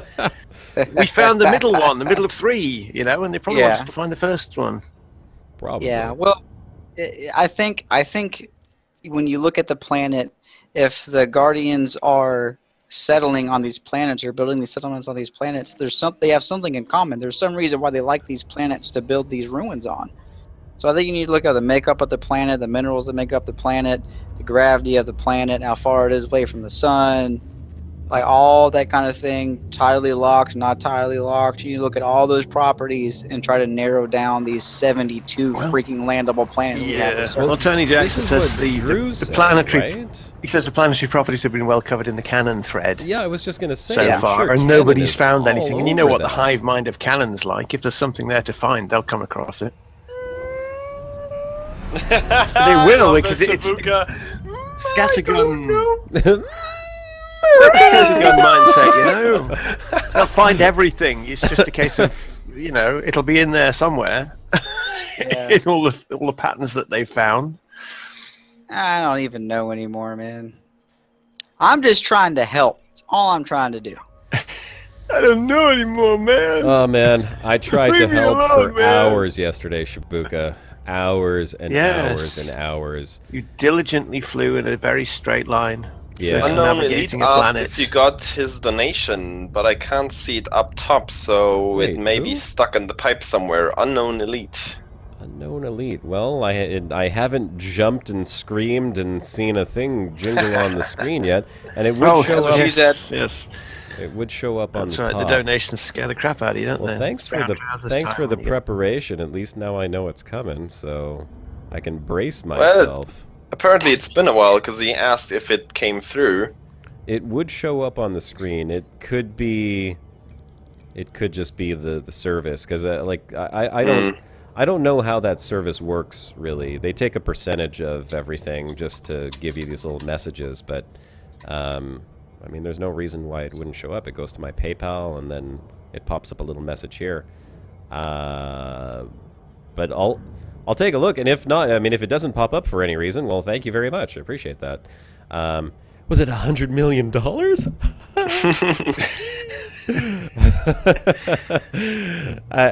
That would be exciting. You imagine one of these like these princes from some oil-rich country, you know, that come onto people's streams and donate like tens of thousands of dollars. Hey, listen. So, yeah, I like that Hawkins guy's beard. Yeah, you know, he's got a nice beard. He's got a cute little puppy dog right here. See? Do it for the puppies, man. Do it for Padme. The poor dog give is the puppy a better life. Look, she's starving so much she's licking my finger. She's like, I'm hungry. Feed me before I eat my human. Well, look, he's even bothered to put a green screen cockpit behind himself. Here, have $10,000. Yeah, I know, right? Green screen cockpit. What do you mean green screen cockpit? That's my room. I redecorated. You got Lacon in to do it for you. Yeah, exactly. And, 3D printed them all. No, I can't wait for some, you know, uber rich oil baron to just come on here and be like, you know what? Here's $30,000. That's all I need. That'll pay off my debt. I don't think any oil barons are watching Elite Dangerous streams. You'd be yeah. If I had boobs, they would. That's what I'm missing. Boobs. I'm gonna wear. I'm gonna get some cleavage for my stream. I feel like that should be a Kelly Clarkson song. Oh no! Then you just. If I had boobs, you'd end up on the highlight reel of Twitch fails, wouldn't you? Josh needs a sugar daddy. I do need a sugar daddy. You'd be in the recommended videos column, and it would say Twitch fails compilation. It would be a picture of you with a cleavage. And no, you don't want to be that. That's your legacy to YouTube. I know you want some of this. Come on, only $10,000 donations, please. Oh my God! No, now you're into PewDiePie territory. Then. Oh, what just happened? I will go to PewDiePie. He went down the territory. PewDiePie road. If I could get 50 million subscribers, I will go all the way down PewDiePie Avenue and ride a stupid mechanical horse and say stupid things and shoot stuff, because I mean, let's be honest, that's really all he does. I mean, he's gotten to the point now where he's not streaming games anymore. He's just he's just doing stupidities, which is great because apparently 50 million people like stupidities. I will try my very best not to be PewDiePie, although I might take some hints from him when I do get to vlogging, which I'm going to start doing soon. Actually, here's a little announcement for the bros and sisses and everyone who's out there. I'm going to be starting a vlog. It's something that I've wanted to do for a while. I just wasn't really sure when or if or how, because I've never vlogged before. But I had bought my wife a little video camera so that she could do YouTube videos. Coincidentally, I bought this so she could do YouTube videos a few years back, and she never ended up using it. She did like 2 YouTube videos, and then it kind of got thrown into a drawer somewhere. So I pulled it out and I said, you know what? I think it's time to start vlogging. So I've been watching some other people's vlogs, and I'm just trying to get an idea as to what type of format I might use. If you guys have any suggestions at all, leave them in the comments of my videos. Doesn't matter if it's this one, preferably not this one on the live streams, because like those ones. Keep your shirt buttoned up all the way. I make no promises, okay? But, you know, I would love to hear your comments. Once this video gets published, once it's up on the YouTube channel, come back and leave a comment for me then and tell me what you'd like to see in a vlog. And, you know, if there's any particular theme or anything that you'd like to see, because I'm new to the whole vlogging thing. Superhero Speak says... Superhero Speak! Yes, that's what you need. Yes. I might make mention to it. But the vlog is going to be more of like, and I don't want to do my daily life, because my daily life is boring.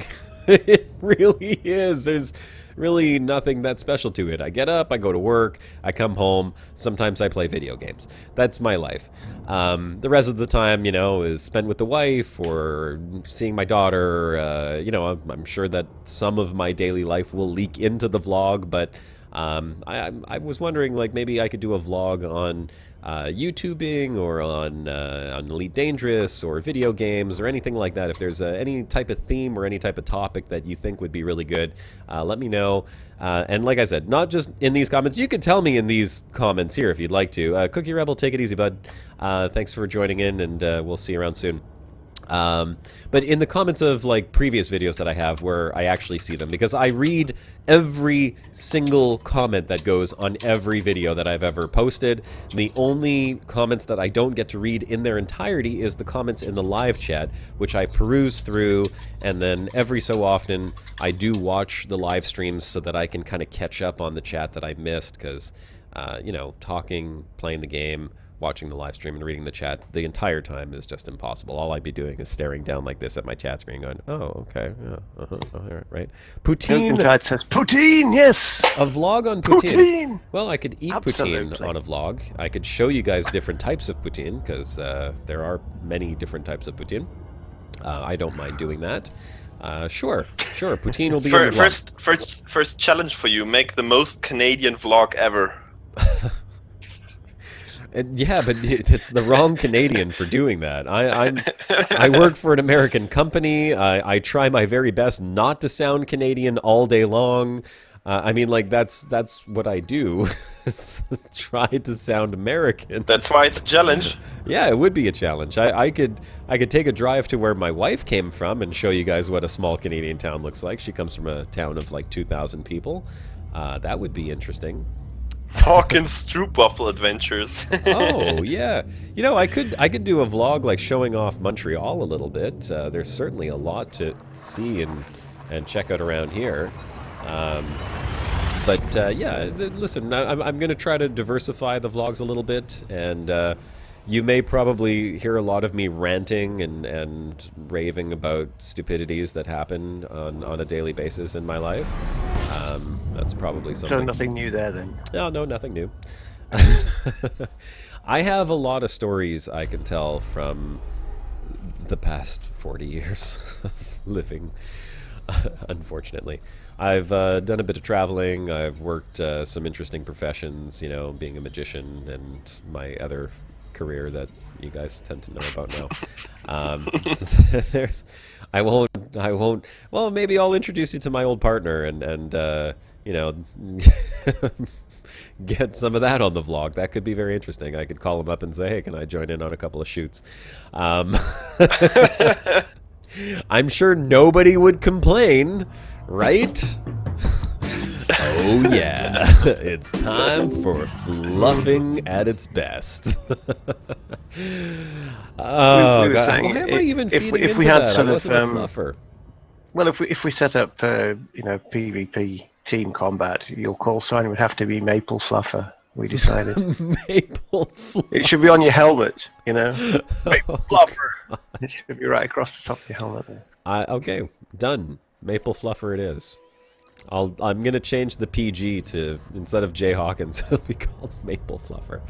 What that innocent gamer says, made a gif of Josh holding his man boobs. There you go. So what have you done? What have you done, man? Jeez. I like how I came back to the stream and the first word I heard was man boobs. You'll be on. Can I see that gif? I'd like to see that gif. Can we put Turgeon's porn background music to that one? Oh yeah. Oh yeah. Oh. Ellen Enlow, Maple Fluffer. Yep, I'm subbing. Damn right. Oh no. Oh no. Yeah. One new object. What the hell? Man, That innocent gamer says Facebook. Facebook? Yeah. Josh Facebook. Josh It's on Facebook? He tagged me in it, I'm sure. Okay, I'm gonna go Oh look. god. I'm going to go look now. I'm going to look at the Facebook. You're doomed. We're all doomed. You're gonna go look at the Facebook. This is exactly how. Oh no, that's my comment. I don't. This is how it starts, isn't it? Oh, is this it? Oh boy. Oh God, he actually did make a GIF. No. PM. He says, "Thank God." Oh yeah. Oh man, I just realized I don't really have cleavage. Well, I'm sure I do if I took the shirt off, but nobody needs to see that. That is the most hilarious GIF ever. My wife is gonna get a chuckle out of that. Did he send you in a message or? Yeah, you put in a message. You feel free to post that somewhere. I'm not shy. No way. Not gonna happen, mate. Oh way. Oh yes way. Just don't let Shibuka see it, because I don't want him downloading it and putting it as his background. You can't put a GIF as a background. Oh, you can't? What do you mean? There's animated backgrounds. Sure, there's animated backgrounds. Nope. You'll have it as your cell phone back. You'll find a way. I know you will. Life finds a way. Dear pervert. You can do GIFs as your Facebook profile picture now. Oh, could you? Could I put that as That's my awkward. Discord Yep. profile picture? No. No. Yeah, I but it thought- Only uses if it you only go the uses premium. first frame, Oh, doesn't it? right. I got to Yeah. pay the premium Discord fee. No, thanks. Yeah. That's okay. I'm happy with my hawk on my my little icon there. Works just fine for me, thanks.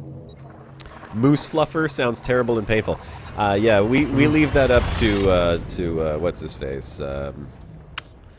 Oh man, I'm drawing a blank now. He's a Canadian comedian. His last name is Green. Was married to Drew Barrymore or dated Drew Barrymore. Tom Green. Thank you. Yeah, it's been a while. I don't watch Tom Green anymore. He fluffed a moose. Real good too. It's true. He totally did. He's a freaking weirdo. Tom Green, when I was like, I was a teenager. No, 19, maybe like 19 or 20 years old. I turned on TV, and I was in Ottawa at the time visiting my cousin. And there's Tom Green humping a dead moose on television.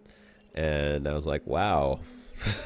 Wow. Special. Wasn't that in an Eminem song? Yeah, I'm pretty sure. Yeah, that's right. If Tom Green can hump a dead Tom moose or Green something. can hump a dead moose. Yeah. And I'm. Something. Woof. I should know this. Yoda I'll says second yes. that.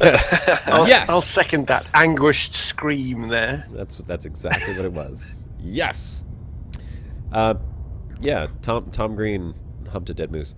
He's a weird guy, and then then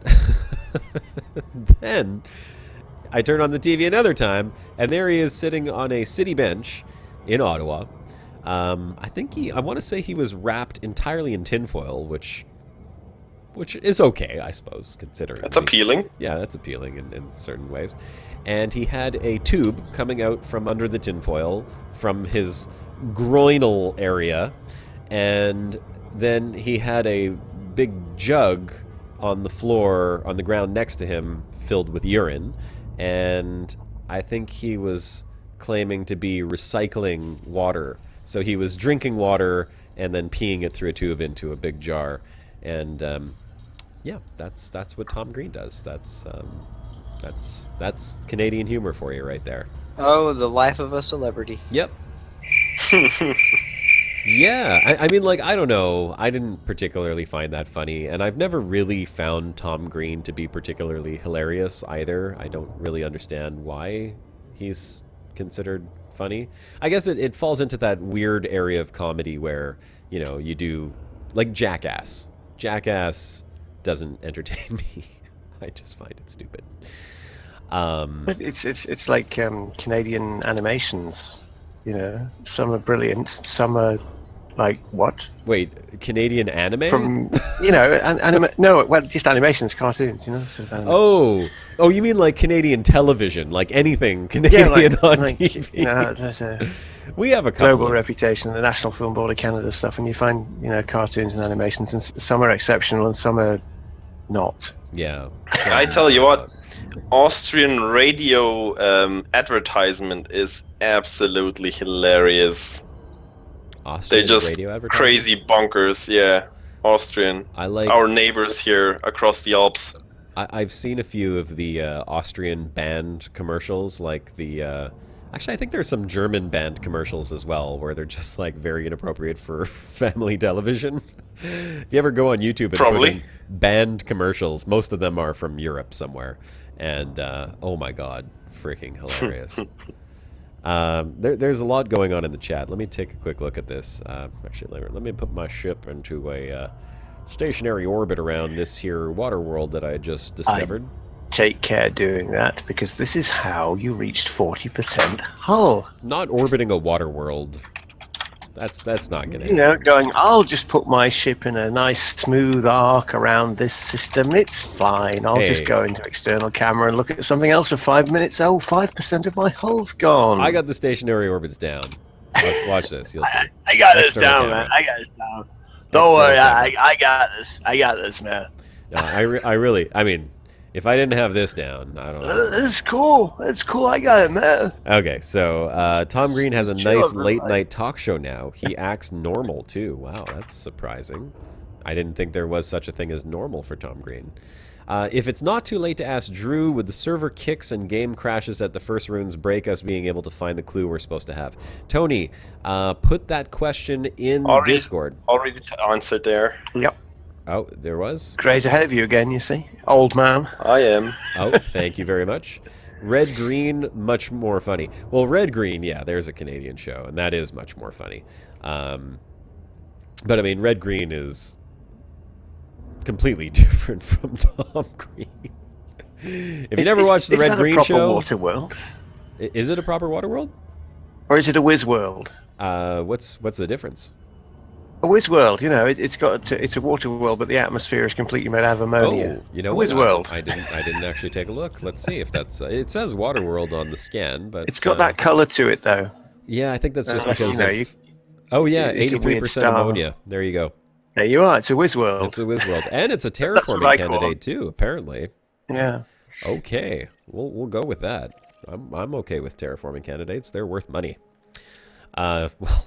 Not like we do the exploration for money, but it's nice to get a little bit sometimes.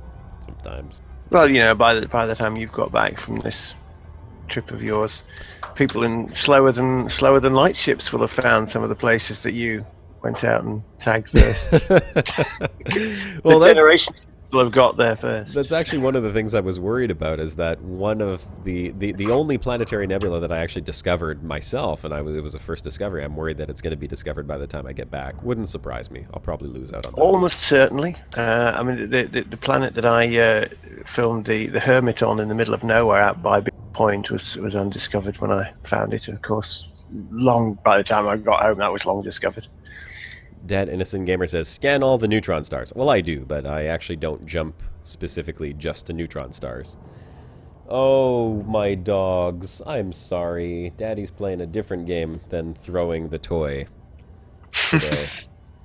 They're piling up their toys right next to me on the floor. This is what they do when they want attention.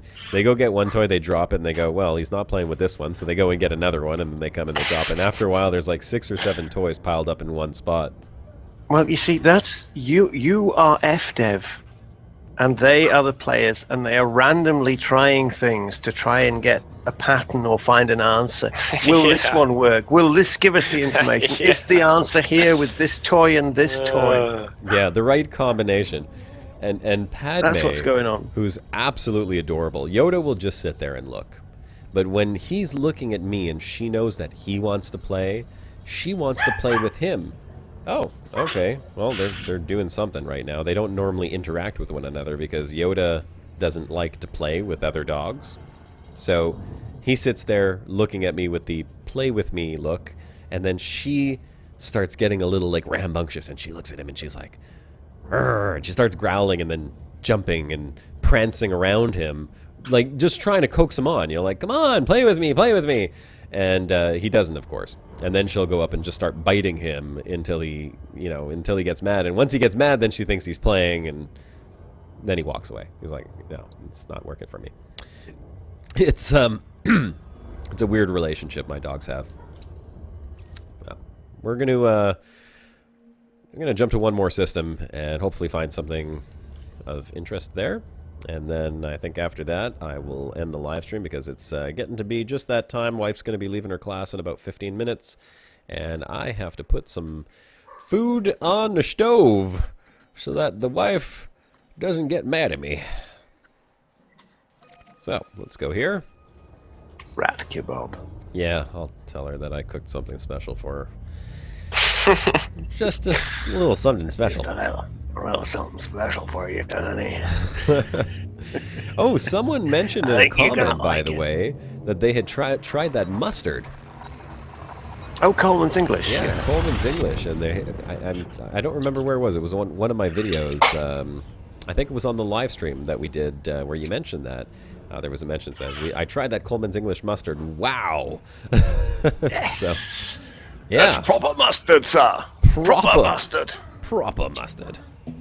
Oh, here's another Just toy. remember that it's not Dijon and it's not burger mustard. Don't Is go, it? I'll just slap that on there. What is it? If it's not It's Dijon mustard. and mustard. Pure mustard. Pure mustard. What do we got in this system here? We got a couple of moony planets here. Tightly locked, 1200. Ooh. Makes your nostrils explode. Quite right. Quite right. Scorpius there. I bet it It does. does. You put a bit too much on and that's it. Because Mustard. yeah, I was saying about my American friend who'd slapped too much mustard on him. He thought it was normal in a ham sandwich. Well, you know what else is good? His eyes bug out of the head with bloodshot.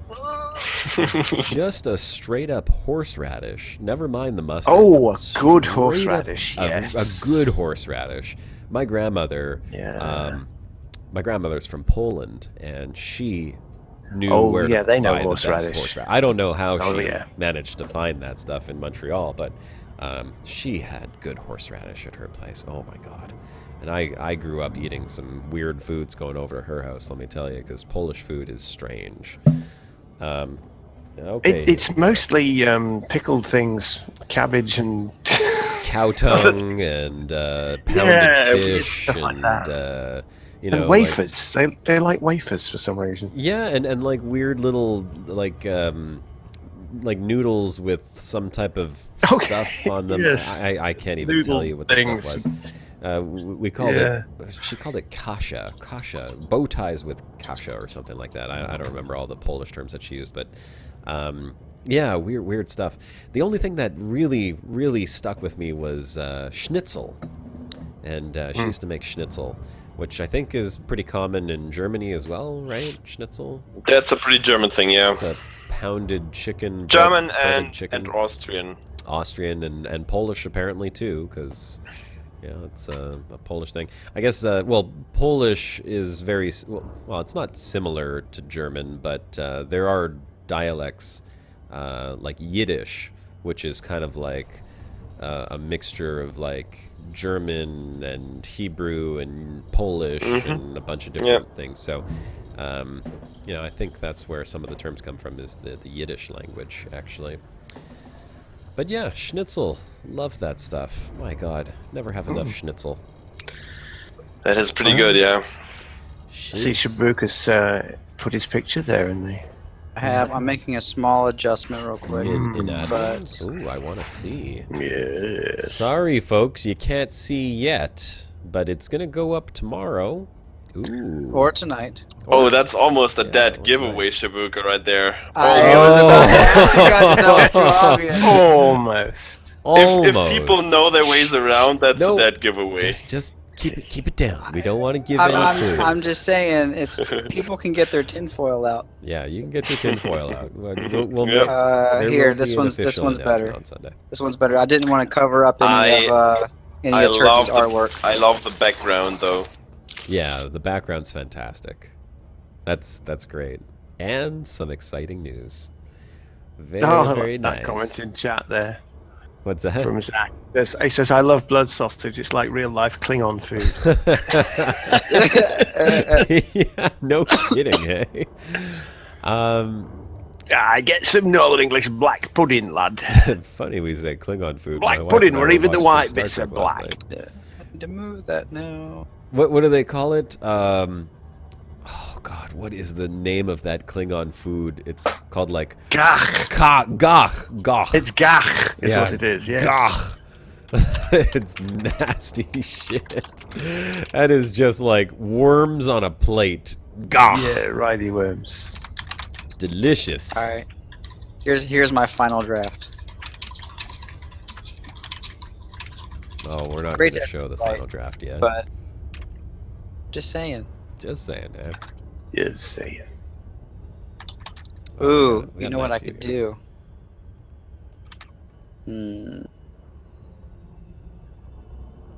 do? External camera.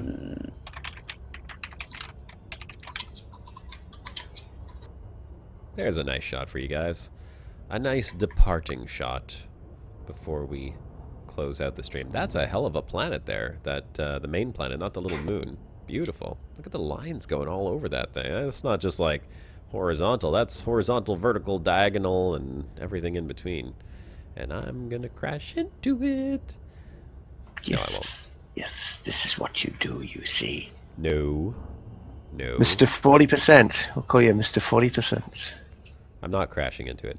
This is one of those shots where people go, Josh, how are you steering your ship while you're doing that shot?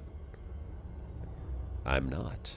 That's the secret. Whereas by this stage, we're actually not Magic saying, Josh. We're That's what I'm saying, Josh, why are you steering? Haven't you learned yet, boy? I'll probably crash into the moon since I'm now going backwards. 150,000 light years. Haven't you learned yet? It's a nice looking planet. I like this. I may go explore this planet a little bit. Check it out at some point. Later on. I think Commander Scorpius has Talk summed with up you. chat there for Powerhouse. He just turned up in the chat and said, "What have I missed?" And he says, Scorpius says, "Peanut butter and mustard on a roasted rat with blood sausage." That's Don't forget, just a tiny serving of poop. oh yeah, but just a little side order dip. Just a little appy. Just an appy. Apparently, I promised Powerhouse too much. I said we already passed the poop and the like, but apparently we're not. Nope. Well, No. if we're summing up the live stream and all the little tidbits that came up in We chat, passed. we can't disregard the poop. The poop is always eternal. The poop is eternal. Good lord. External camera. I gotta check this planet out a little bit more. Look at the colors on this thing. I love it. Actually, I gotta get some better shots of this planet where it's framed properly. You got purple hills right in the middle of these green canyons. It's a very uniquely colored planet. Yeah, Commander Kodiak's talking about the cordyceps and the brain trees and all this kind of stuff out there. Annoyingly, I'm afraid I'm going to have to go out there, like it or not, because I'm going to have to get some footage of those trees, yeah. aren't I? Those things are crazy brain trees. looking. I mean, they really are very unique looking. I'm not in my proper exploration ship now, but then again, after the next episode, that ship will probably be mothballed, so it doesn't really matter. But I'm just in a. I don't know. I'll just have to get some external shots and cut them into something that don't have a ship in. Yes. But yes, it has to be done. You that's can't awesome. pass up the opportunity of brain trees, can you? Really? Oh no. And I don't know if those were the first time we've seen brain trees before. It's the first time I've seen brain trees, so No, I've never seen them before. nope. I think that's a little bit better in Shibuka. It's not that obvious anymore. Well, let's do this. Let me close out the live stream here real quick with a goodbye to everyone and get some salutes in the chat, and then we can continue discussing the pictures that Shibuka's posting in admin, which you guys will hopefully see tomorrow. I'm going to try and push Frontier to put this onto the newsletter, since Drew is coming onto the show on Sunday, and it would be great to get as many people in here as possible to get some extra questions. And like I said, we will try to do a giveaway as well. Hopefully we'll get more than 250 people in the chat. I want to just quickly say just a quick mention to thank you to Elite Alien. I don't know why your donation didn't pop up on the stream. I don't even see an email. Unknown Elite. Oh, hang on. Not Elite Alien. Unknown Elite, excuse me. Yes, unknown elites, yes. Sorry, I confused the two. Okay, so actually, it is there. I see there's a PayPal donation, and thank you very much. That's very generous of you. Yes, hooray! I don't know why it's not showing up. That stream service with the little thing is a little odd. Sometimes it takes a while to update, and I can maybe just turn it off and turn it... Have you tried turning it off and on again? Have you tried turning it off and on again? Yes. You're welcome, mate. I can try to turn it off and on again. Let's see if I turn it off and turn it on again. See if it actually works. No, it doesn't look like it. So, I'm sorry, I don't know why that didn't show up, but thank you very much. That was very generous. Very generous. Okay. Generous of you. I'm having a stroke, everyone. It's very generous of you. Really generous of you. Get to the doctor. Really generous of you. Someone call 911, please. Hurry up. So here, let's just go through the chat here real quick. Scrolling up to the top. Jamie Fox, Top Blazer, Ugdentai, Tyler Anderson, Commander Mars, Zach Alclazaris, Tony Jackson, Disco Cat, Kathina, Axel Lap, Commander Kodiak, Ryan Keegan, Danamaster, Commander Wire, Commander Scalded Dog, Mr. Chilaxo, Kevin Schlogel, Commander Koo, Molitar, Jerome W, Mursak, Disco Cat, Danamaster, again, Sinova, Enda Connor, Powerhouse, Commander Malik, Commander Scorbius. By the way, just a quick mention again, go check out Commander Scorbius's YouTube channel. Really cool videos, very funny. Thanks to Turgeon for bringing that up and mentioning it, and sub to Commander Scorbius because he's definitely worth checking out the stuff that's on his channel. Alan Campanaro, Dark Chaos, The Sniper, Yobro Tom, Rodney Peters, Challenger 160, Alan Enlow, and I feel like I somehow scrolled down again, but you know what, that's just the way that it goes. So thank you so much, guys, for joining in on the live stream. Greatly appreciated. Turgeon, Greystone. Greystone. I thought you were going to call him Greystar there. You should change your name to Greystone. I mean, you are a rock rat after all, right? So Greystone wouldn't be so wrong. Worse, you see? I just did a bit of rock ratting up there. The old Dungeons and Dragons setting. The world of Greyhawk. That's who it could be. The world of Greyhawk. Greytest and Turgeon Greytest and Shibuka, thanks once again for coming in and making this even more entertaining so that I don't have to do all of the talking and thinking. And you think? Well, sometimes. I thought you just talked. You know, I know people won't believe this, but I'm an introvert. So yeah, don't laugh. Does anybody believe that? This is extrovert training for me. Okay, that's exactly what this is. Interestingly, apparently that's the case for many YouTubers. Actually, Yeah, I've heard of several people that did it the same Introverted way. extroverts, yeah. And I am very Not uncommon. much an introvert. I don't like going to parties. I don't like big crowds. I don't like hanging out with people. Like, my work is hosting a big karaoke party tomorrow, and they're like, Josh, you got to come and sing karaoke with us. I'm like, oh, God, you know what? I've done that. I've been there and done that, and I've forced myself into extroverted situations for most of my life. But I don't like, want to do that. And there's the wife coming. I think, okay, hold Josh, on. I gotta cut this conversation short, guys. I'm gonna end the stream. Wife is calling. Thanks so much for coming, guys. We'll talk in a second. I'll mute you guys and I'll be back on Discord in a minute. It's Masters. Thanks so much. Cheers. Commander Josh Hawkins signing off. America. America.